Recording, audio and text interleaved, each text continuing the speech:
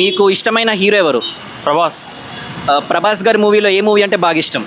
Prabhas movie అన్ని movies ఇష్టమే, but Chhatrapati movie అంటే బాగా ఇష్టం. ఛత్రపతి మూవీలో మీకు ఇష్టమైన ఒక డైలాగ్ చెప్పగలరా?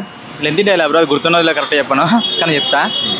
అప్పలనాయుడు రౌడీజానికి వచ్చిన, రాజకీయానికి వచ్చిన, గుండాయిజానికి వచ్చిన, గ్రూపులుగా వచ్చిన, రాజకీయంతో వచ్చిన, రౌడీజంతో వచ్చిన, పోటు కోసేమని చెప్పిన పోటుకు బదులుతాయి, తీరంలో కెరటాలు ఎరుపు రంగు పూసుకొని పోటు ఎత్తుతాయి.